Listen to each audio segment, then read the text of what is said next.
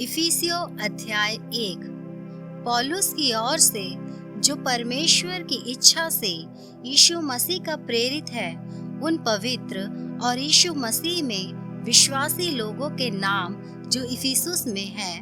हमारे पिता परमेश्वर और प्रभु यीशु मसीह की ओर से तुम्हें अनुग्रह और शांति मिलती रहे। हमारे प्रभु यीशु मसीह के परमेश्वर और पिता का धन्यवाद हो कि उसने हमें मसीह में स्वर्गीय स्थानों में सब प्रकार की आत्मिक आशीष दी है, जैसा उसने हमें जगत की उत्पत्ति से पहले उसमें चुन लिया कि हम उसके निकट प्रेम में पवित्र और निर्दोष हों, और अपनी इच्छा के भले अभिप्राय के अनुसार हमें अपने लिए पहले से ठहराया कि यीशु मसीह के द्वारा हम उसके लिए पालक पुत्र हो, कि उसके उस अनुग्रह की महिमा की स्तुति हो जिसे उसने हमें उस प्रिय में सेंत में दिया। हमको उसमें उसके लहू के द्वारा छुटकारा अर्थात अपराधों की क्षमा उसके उस अनुग्रह के धन के अनुसार मिला है, जिसे उसने सारे ज्ञान और समझ सहित हम पर बहुतायत से किया, क्योंकि उसने अपनी इच्छा का भेद उस भले अभिप्राय के अनुसार हमें बताया, जिसे उसने अपने आप में ठान लिया था कि समयों के पूरे होने का ऐसा प्रबंध हो कि जो कुछ स्वर्ग में है और जो कुछ पृथ्वी पर है, सब कुछ वह मसीह में एकत्र करे। उसी में, जिसमें हम भी उसी की मनसा से, जो अपनी इच्छा के मत के अनुसार सब कुछ करता है, पहले से ठहराए जाकर मिरास बने, कि हम जिन्होंने पहले से मसीह पर आशा रखी थी उसकी महिमा की स्तुति के कारण हो। और उसी में तुम पर भी, जब तुमने सत्य का वचन सुना जो तुम्हारे उद्धार का सुसमाचार है, और जिस पर तुमने विश्वास किया, प्रतिज्ञा किए हुए पवित्र आत्मा की छाप लगी, वह उसके मोल लिए हुओं के छुटकारे के लिए हमारी मिरास का बयाना है, कि उसकी महिमा की स्तुति हो। इस कारण मैं भी उस विश्वास का समाचार सुनकर, जो तुम लोगों में प्रभु यीशु पर है और सब पवित्र लोगों पर प्रकट है, तुम्हारे लिए धन्यवाद करना नहीं छोड़ता, और अपनी प्रार्थनाओं में तुम्हें स्मरण किया करता हूँ कि हमारे प्रभु यीशु मसीह का परमेश्वर, जो महिमा का पिता है, तुम्हें अपनी पहचान में ज्ञान और प्रकाश की आत्मा दे, और तुम्हारे मन की आंखें ज्योतिमय हो, कि तुम जान लो कि उसकी बुलाहट की आशा क्या है, और पवित्र लोगों में उसकी मिरास की महिमा का धन कैसा है, और उसकी सामर्थ्य हम में जो विश्वास करते हैं कितनी महान है, उसकी शक्ति के प्रभाव के उस कार्य के अनुसार जो उसने मसीह में किया, कि उसको मरे हुओं में से जिलाकर स्वर्गीय स्थानों में अपनी दाहिनी ओर सब प्रकार की प्रधानता और अधिकार और सामर्थ्य और प्रभुता के और हर एक नाम के ऊपर, जो न केवल इस लोक में पर आने वाले लोक में भी लिया जाएगा, बैठाया, और सब कुछ उसके पांवों तले कर दिया, और उसे सब वस्तुओं पर शिरोमणि ठहराकर कलीसिया को दे दिया। यह उसकी देह है और उसी की परिपूर्णता है, जो सब में सब कुछ पूर्ण करता है। इफिसियों अध्याय 2। उसने तुम्हें भी जिलाया, जो अपने अपराधों और पापों के कारण मरे हुए थे, जिनमें तुम पहले इस संसार की रीति पर और आकाश के अधिकार के हाकिम अर्थात उस आत्मा के अनुसार चलते थे, जो अब भी आज्ञा न मानने वालों में कार्य करता है। इनमें हम भी सब के सब पहले अपने शरीर की लालसाओं में दिन बिताते थे, और शरीर और मन की इच्छाएं पूरी करते थे, और अन्य लोगों के समान स्वभाव ही से क्रोध की संतान थे। परंतु परमेश्वर ने, जो दया का धनी है, अपने उस बड़े प्रेम के कारण जिससे उसने हमसे प्रेम किया, जब हम अपराधों के कारण मरे हुए थे, तो हमें मसीह के साथ जिलाया। अनुग्रह ही से तुम्हारा उद्धार हुआ है और मसीह यीशु में उसके साथ उठाया और स्वर्गीय स्थानों में उसके साथ बैठाया, कि वह अपनी उस कृपा से जो मसीह यीशु में हम पर है, आने वाले समयों में अपने अनुग्रह का असीम धन दिखाए। क्योंकि विश्वास के द्वारा अनुग्रह ही से तुम्हारा उद्धार हुआ है, और यह तुम्हारी ओर से नहीं वरन परमेश्वर का दान है, और न कर्मों के कारण, ऐसा ना हो कि कोई घमंड करे। क्योंकि हम उसके बनाए हुए हैं और मसीह यीशु में उन भले कामों के लिए सृजे गए, जिन्हें परमेश्वर ने पहले से हमारे करने के लिए तैयार किया। इस कारण स्मरण करो कि तुम जो शारीरिक रीति से अन्य जाति हो, और जो लोग शरीर में हाथ के किए हुए खतना से खतना वाले कहलाते हैं, वे तुमको खतना रहित कहते हैं। तुम लोग उस समय मसीह में अलग और इज़राइल की प्रजा के पद से अलग किए हुए और प्रतिज्ञा की वाचाओं के भागी ना थे, और आशाहीन और जगत में ईश्वरे रहित थे। पर अब मसीह यीशु में तुम जो पहले दूर थे, मसीह के लहू के द्वारा निकट हो गए हो, क्योंकि वही हमारा मेल है, जिसने दोनों को एक कर लिया और अलग करने वाली दीवार को जो बीच में थी ढा दिया, और अपने शरीर में बैर अर्थात वह व्यवस्था जिसकी आज्ञाएं विधियों की रीति पर थी मिटा दिया, कि दोनों से अपने में एक नया मनुष्य उत्पन्न करके मेल करा दे, और क्रूस पर बैर को नाश करके इसके द्वारा दोनों को एक देह बनाकर परमेश्वर से मिलाए। उसने आकर तुम्हें जो दूर थे और उन्हें जो निकट थे, दोनों को मेल मिलाप का सुसमाचार सुनाया। क्योंकि उसी के द्वारा हम दोनों की एक आत्मा में पिता के पास पहुंच होती है। इसलिए तुम अब विदेशी और मुसाफिर नहीं रहे, परंतु पवित्र लोगों के संगी, स्वदेशी और परमेश्वर के घराने के हो गए, और प्रेरितों और भविष्यद्वक्ताओं की नींव पर, जिसके कोने का पत्थर मसीह यीशु स्वयं ही है, बनाए गए हो, जिसमें सारी रचना एक साथ मिलकर प्रभु में एक पवित्र मंदिर बनती जाती है, जिसमें तुम भी आत्मा के द्वारा परमेश्वर का निवास स्थान होने के लिए एक साथ बनाए जाते हो। इफिसियों अध्याय 3। इसी कारण मैं पौलुस, जो तुम अन्य जातियों के लिए मसीह यीशु का बंदी हूँ, यदि तुमने परमेश्वर के उस अनुग्रह के प्रबंध का समाचार सुना हो जो तुम्हारे लिए मुझे दिया गया, अर्थात यह कि वह भेद मुझ पर प्रकाशन के द्वारा प्रकट हुआ, जैसा मैं पहले ही संक्षेप में लिख चुका हूँ, जिससे तुम पढ़कर जान सकते हो कि मैं मसीह का वह भेद कहाँ तक समझता हूँ, जो अन्य समयों में मनुष्य की संतानों को ऐसा नहीं बताया गया था, जैसा कि आत्मा के द्वारा अब उसके पवित्र प्रेरितों और भविष्यद्वक्ताओं पर प्रकट किया गया है। अर्थात यह कि मसीह यीशु में सुसमाचार के द्वारा अन्य जातीय लोग मिरास में साझी और एक ही देह के और प्रतिज्ञा के भागी हैं, मैं परमेश्वर के अनुग्रह के उस दान के अनुसार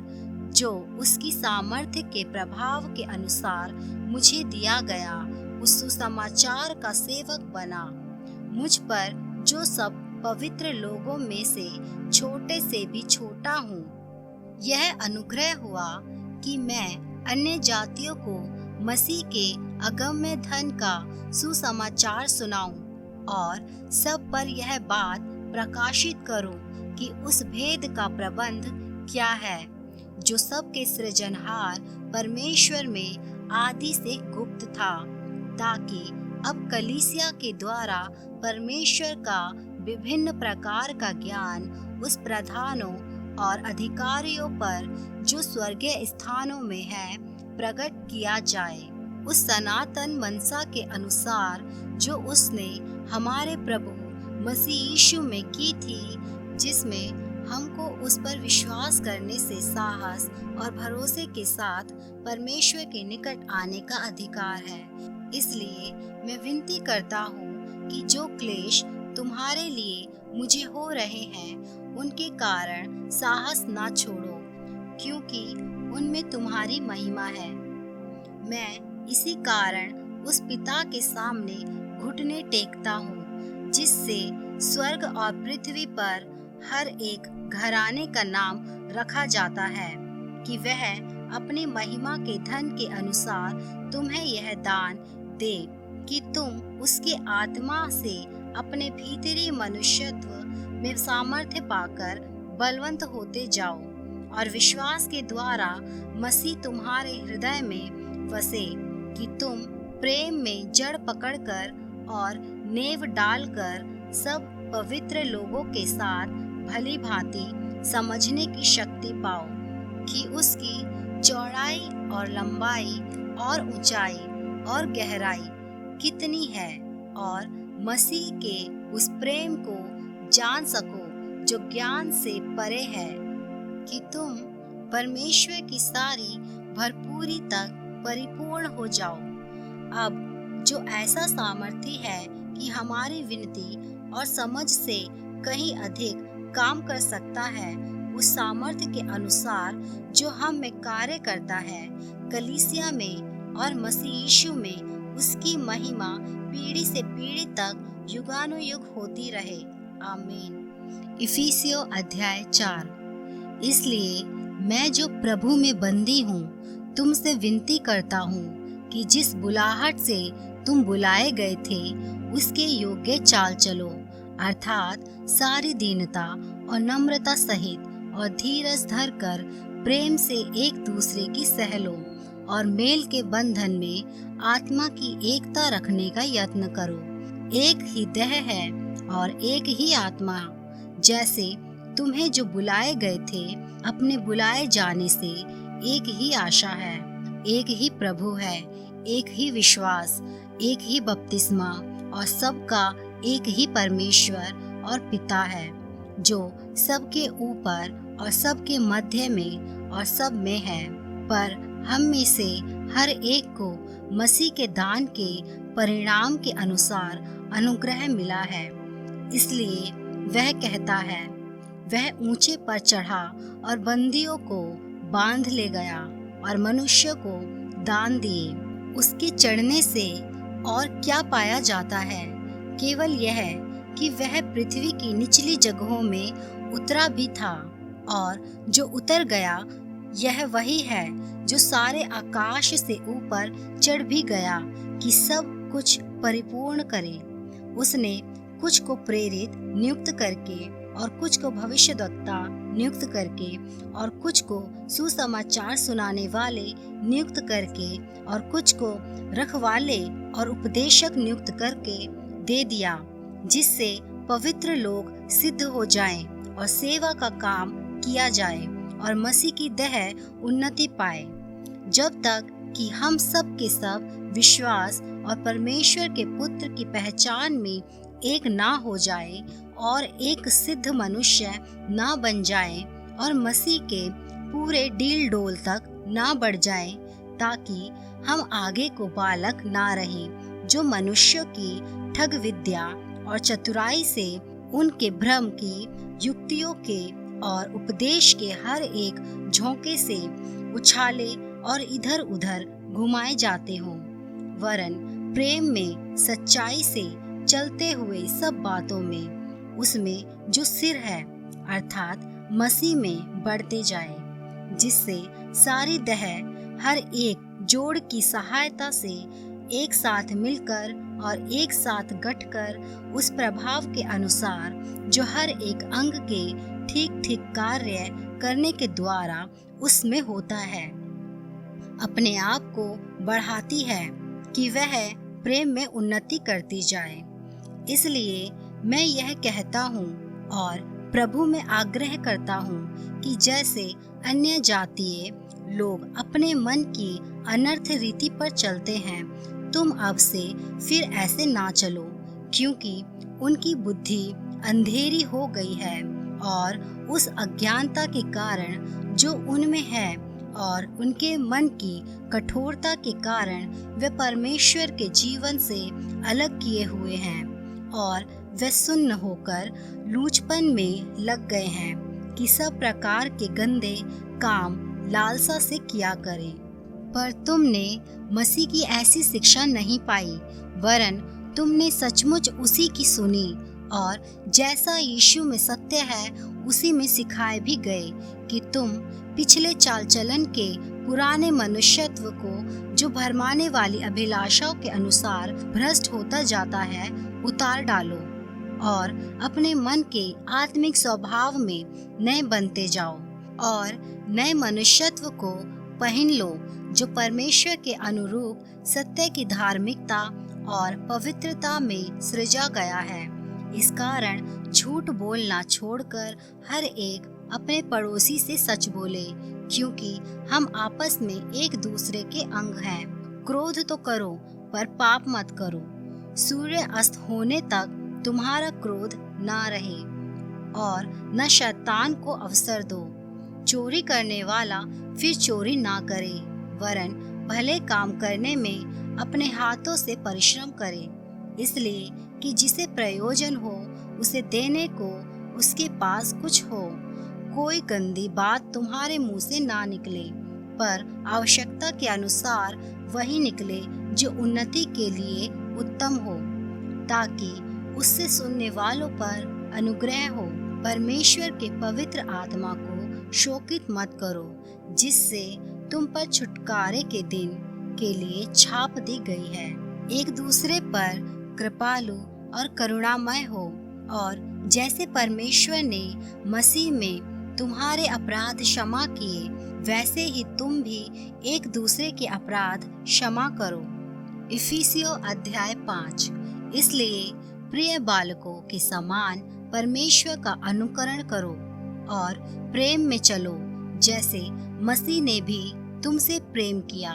और हमारे लिए अपने आप को सुखदायक सुगंध के लिए परमेश्वर के आगे भेंट करके बलिदान कर दिया। जैसा पवित्र लोगों के योग्य है, वैसा तुम में व्यभिचार और किसी प्रकार के अशुद्ध काम या लोभ की चर्चा तक ना हो, और न निर्लज्जता, न मूर्ता की बातचीत की, न ठट्टे की, क्योंकि ये बातें शोभा नहीं देती, वरन धन्यवाद ही सुना जाए। क्योंकि तुम यह जानते हो कि किसी व्यभिचारी या अशुद्ध जन या लोभी मनुष्य की, जो मूर्ति पूजक के बराबर है, मसीह और परमेश्वर के राज्य में मिरास नहीं।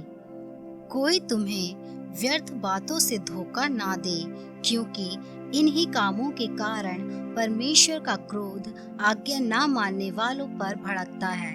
इसलिए तुम उनके सहभागी ना हो, क्योंकि तुम तो पहले अंधकार थे, परंतु अब प्रभु में ज्योति हो। अतः ज्योति की संतान के समान चलो, क्योंकि ज्योति का फल सब प्रकार की भलाई और धार्मिकता और सत्य है। और यह परखो कि प्रभु को क्या भाता है। अंधकार के निष्फल कामों में सहभागी ना हो, वरन उन पर उल्हाना दो, क्योंकि उनके गुप्त कामों की चर्चा भी लज्जा की बात है। पर जितने कामों पर उल्हाना दिया जाता है, वे सब ज्योति से प्रकट होते हैं, क्योंकि जो सब कुछ को प्रकट करता है वह ज्योति है। इस कारण वह कहता है, हे सोने वाले जाग और मुर्दों में से जी उठ,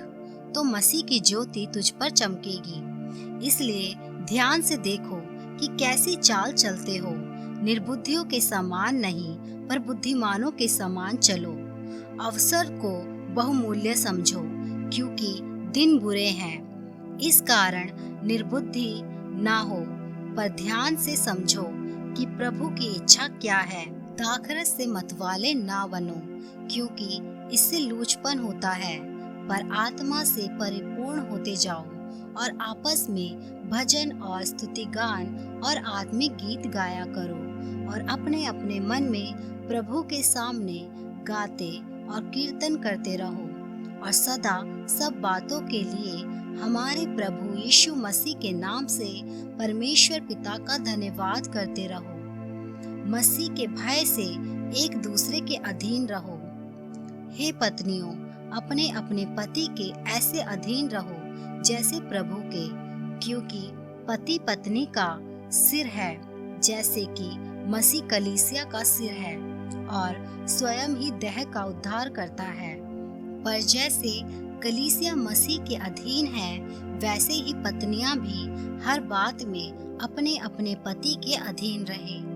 हे पतियों, अपनी अपनी पत्नी से प्रेम रखो, जैसा मसीह ने भी कलीसिया से प्रेम करके अपने आप को उसके लिए दे दिया, कि उसके वचन के द्वारा जल के स्नान से शुद्ध करके पवित्र बनाए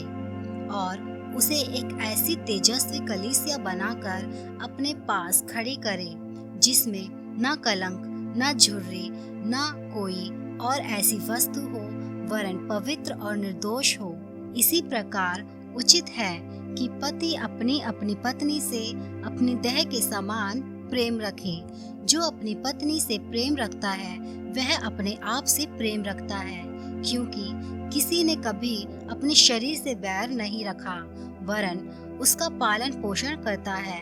जैसा मसीह भी कलीसिया के साथ करता है, इसलिए कि हम उसकी देह के अंग हैं। इस कारण मनुष्य अपने माता पिता को छोड़कर अपनी पत्नी से मिला रहेगा और वे दोनों एक तन होंगे। यह भेद तो बड़ा है, पर मैं यह मसीह और कलीसिया के विषय में कहता हूँ। पर तुम में हर एक अपनी पत्नी से अपने समान प्रेम रखे और पत्नी भी अपने पति का भय माने। इफिसियों अध्याय 6। हे बालकों, प्रभु में अपने माता पिता के आज्ञाकारी बनो, क्योंकि यह उचित है। अपनी माता और पिता का आदर कर, यह पहली आज्ञा है, जिसके साथ प्रतिज्ञा भी है कि तेरा भला हो और तू धरती पर बहुत दिन जीवित रहे। हे बच्चे वालों, अपने बच्चों को रिस ना दिलाओ, परंतु प्रभु की शिक्षा और चेतावनी देते हुए उनका पालन पोषण करो। हे दासों, जो लोग इस संसार में तुम्हारे स्वामी हैं, अपने मन की सीधाई से डरते और कांपते हुए, जैसे मसीह की वैसे ही उनकी भी आज्ञा मानो। मनुष्य को प्रसन्न करने वालों के समान दिखाने के लिए सेवा ना करो, पर मसीह के दासों के समान मन से परमेश्वर की इच्छा पर चलो और उस सेवा को मनुष्य की नहीं परंतु प्रभु की जानकर सच्चे हृदय से करो, क्योंकि तुम जानते हो कि जो कोई जैसा अच्छा काम करेगा, चाहे दास हो चाहे स्वतंत्र, प्रभु से वैसा ही पाएगा। हे स्वामियों, तुम भी धमकियां देना छोड़कर उनके साथ वैसा ही व्यवहार करो, क्योंकि तुम जानते हो कि उनका और तुम्हारा दोनों का स्वामी स्वर्ग में है और वह किसी का पक्ष नहीं करता। इसलिए प्रभु में और उसकी शक्ति के प्रभाव में बलवंत बनो। परमेश्वर के सारे हथियार बांध लो कि तुम शैतान की युक्तियों के सामने खड़े रह सको,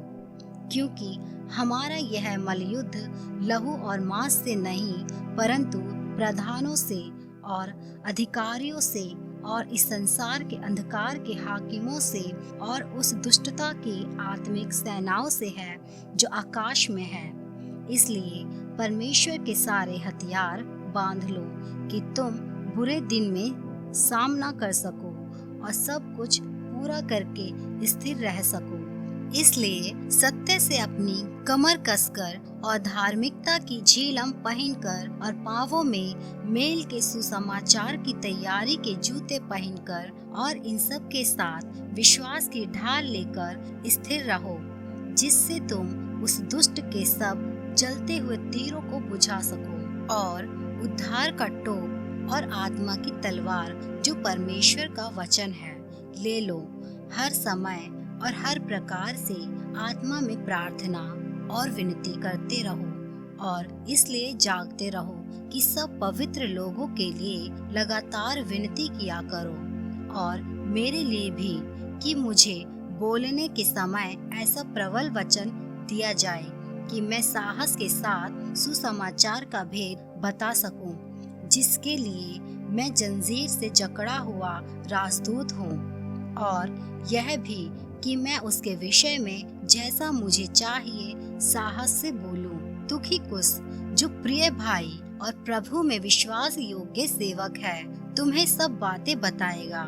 कि तुम भी मेरी दशा जानो कि मैं कैसा रहता हूँ। उसे मैंने तुम्हारे पास इसलिए भेजा है कि तुम हमारी दशा को जानो और वह तुम्हारे मनों को शांति दे।